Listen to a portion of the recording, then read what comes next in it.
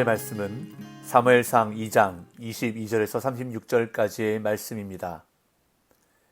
엘리가 매우 늙었더니 그의 아들들이 온 이스라엘에게 행한 모든 일과 회막문에서 수종드는 여인들과 동침하였음을 듣고 그들에게 이르되 너희가 어찌하여 이런 일을 하느냐. 내가 너희의 악행을 이 모든 백성에게서 듣노라. 내 아들들아 그리하지 말라. 내게 들리는 소문이 좋지 아니하니라. 너희가 여호와의 백성으로 범죄하게 하는도다.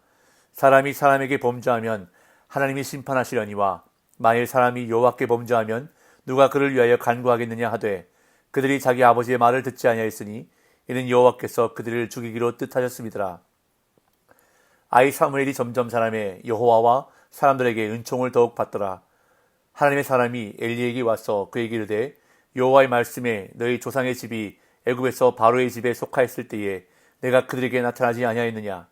이스라엘 모든 지파 중에서 내가 그를 택하여 내 제사장으로 삼아 그가 내 제단에 올라 분향하며 내 앞에서 에봇을 입게 하지 아니하였느냐. 이스라엘 자손이 드리는 모든 화제를 내가 네 조상의 집에 주지 아니하였느냐. 너희는 어찌하여 내가 내 처소에서 명령한 내 제물과 예물을 밟으며 네 아들들을 나보다 더 중히 여겨 내 백성 이스라엘이 드리는 가장 좋은 것으로 너희들을 살찌게 하느냐. 그러므로 이스라엘이 하나님 나 여호와가 말하노라. 내가 전에 네 집과 네 조상의 집이 내 앞에 영원히 행하리라 하였으나 이제 나 여호와가 말하노니 결단코 그렇게 하지 아니하리라. 나를 존중히 여기는 자를 내가 존중히 여기고 나를 멸시하는 자를 내가 경멸하리라. 보라, 내가 네 팔과 네 조상의 집 팔을 끊어 네 집에 노인이 하나도 없게 하는 날이 이를지라.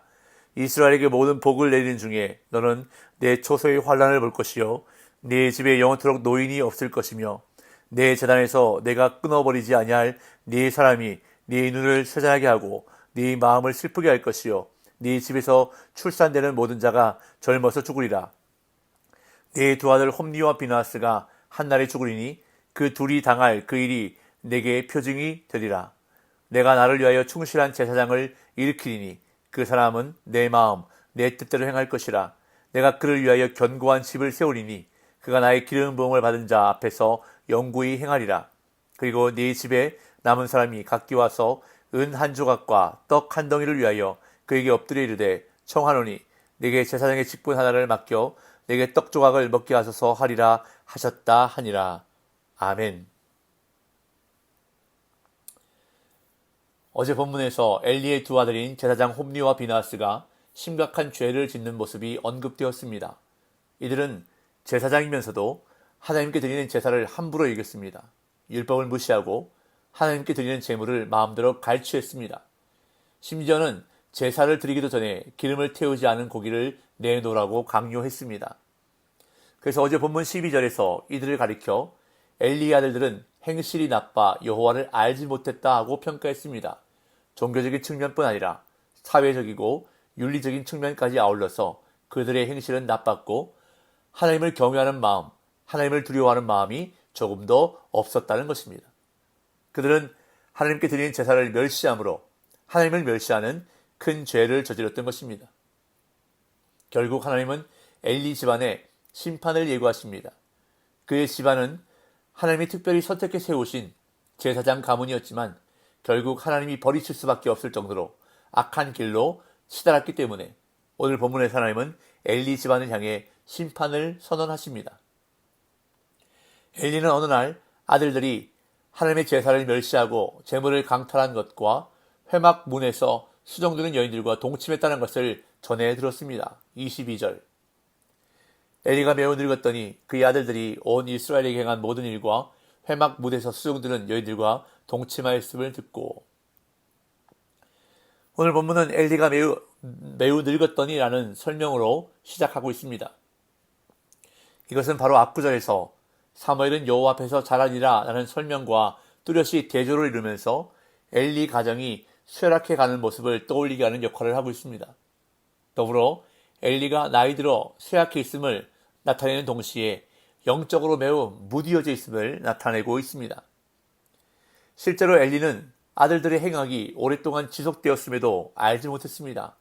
어제 본문에 기록된 두 아들의 추악한 범죄, 즉 온 이스라엘에게 행한 모든 일뿐 아니라 심지어 회막 문에서 수종드는 여인들과 동침하는 죄까지 저질렀다는 소식을 전해 듣고 알게 된 것입니다.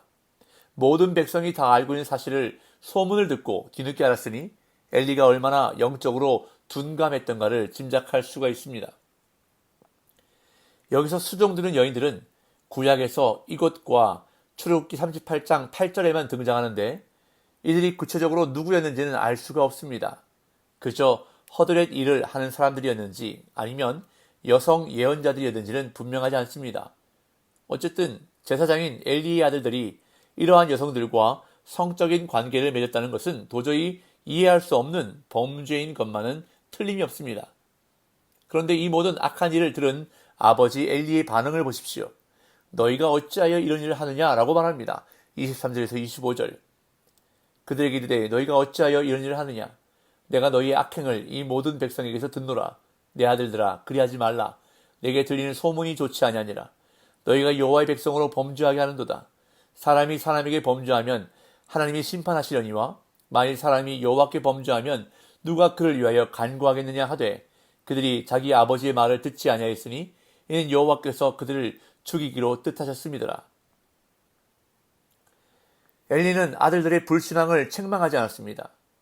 하나님을 알지 못하는 것, 즉 하나님을 두려워하지 않고 하나님께 드리는 제사를 소홀히 여기는 것에 대해서 전혀 언급하지 않습니다. 지금 아들들의 신앙이 문제인데 신앙은 언급하지 않고 그들의 행실만을 언급합니다. 소문이 좋지 않다는 것입니다. 내게 들리는 소문이 좋지 아니하니라. 이 말은 사람들을 의식한다는 것입니다. 엘리에게 있어서 중요한 것은 하나님보다 사람들의 소문이었습니다. 이렇게 엘리가 영적으로 무뎌져 있었기에 두 아들은 아버지의 말을 전혀 들으려 하지 않았고 하나님은 그들을 죽이기로 작정하셨습니다. 그러나 이와는 반대로 사무엘은 점점 자라면서 하나님과 사람들에게 더욱 은총을 받았습니다. 26절. 아이 사무엘이 점점 자라매 여호와와 사람들에게 은총을 더욱 받더라. 사실 원문에는 26절이 그러나 그 소년 사무엘은 이라고 시작하면서 앞의 내용과 구분을 짓습니다. 그리고 점점 자라매 라는 표현을 사용하므로 엘리의 아들들이 점점 더 죄가 무거워지는 것과 대조를 이루고 있습니다. 또한 은총을 더욱 받더라 라는 표현도 원문에는 좋다 라는 뜻의 히브리어 토부가 사용되고 있는데 이 또한 앞서 엘리가 자기 아들들에 대한 소문이 좋지 않다 라고 한 내용과 명백한 대조를 이룹니다. 엘리의 아들들은 하나님과 사람들 모두에게 점점 더 나빠진 반면에 사무엘은 하나님과 사람들 모두에게 점점 더 좋아졌다고 말씀하는 것입니다. 이어 하나님의 사람이 엘리에게 와서 하나님의 말씀을 전하는데요. 27절, 28절. 하나님의 사람이 엘리에게 와서 그에게 이르되 여호와의 말씀에 너희 조상의 집이 애굽에서 바로의 집에 속하였을 때에 내가 그들에게 나타나지 아니하였느냐. 이스라엘 모든 지파 중에서 내가 그를 택하여 내 제사장으로 삼아 그가 내 제단에 올라 분향하며 내 앞에서 에봇을 입게 하지 아니하였느냐. 이스라엘 자손이 드리는 모든 화제를 내가 네 조상의 집에 주지 아니하였느냐. 하나님의 사람이 등장해 엘리를 향해 하나님의 말씀을 전하는데 이것은 엘리가 대제사장으로서 더 이상 하나님의 음성을 듣는 능력을 상실했음을 보여주는 것입니다.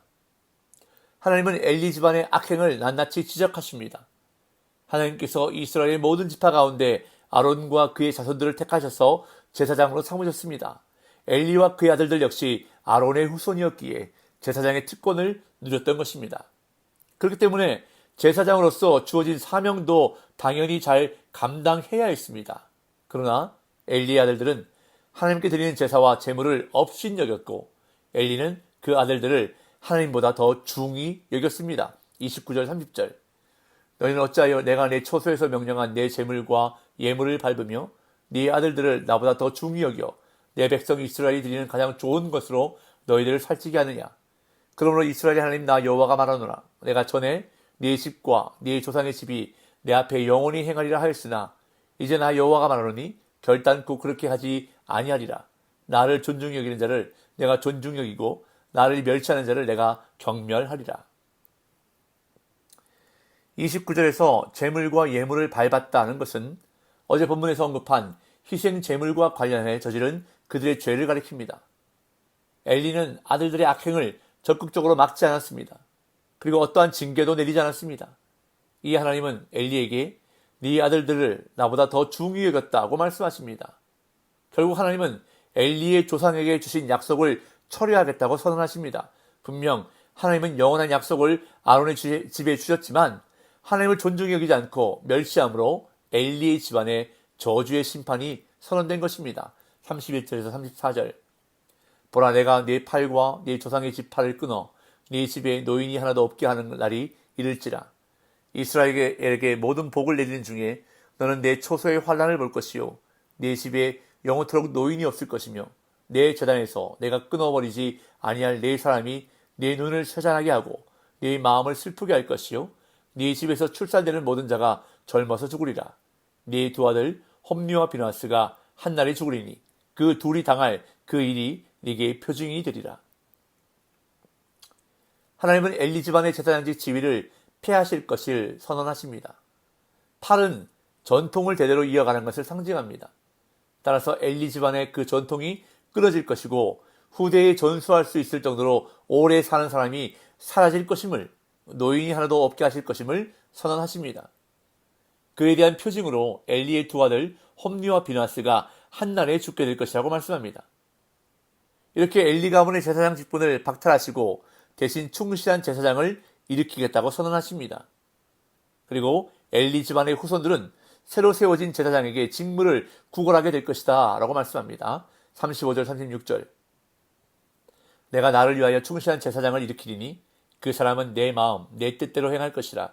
내가 그를 위하여 견고한 집을 세우리니 그가 나의 기름 부음을 받은 자 앞에서 영구히 행하리라. 그리고 네 집에 남은 사람이 각기 와서 은 한 조각과 떡 한 덩이를 위하여 그에게 엎드려 이르되 청하노니 내게 제사장의 직분 하나를 맡겨 내게 떡 조각을 먹게 하소서 하리라 하셨다 하니라. 오늘 본문에서 하나님이 엘리의 집안에게 하시는 말씀 가운데 우리가 주목해야 할 말씀이 있습니다. 나를 존중히 여기는 자를 내가 존중히 여기고 나를 멸시하는 자를 내가 경멸하리라. 여기서 존중하다는 말 가운데는 무겁게 여기다 라는 뜻이 있고 멸시하다 라는 말 가운데는 가볍게 여기다 라는 뜻이 있습니다.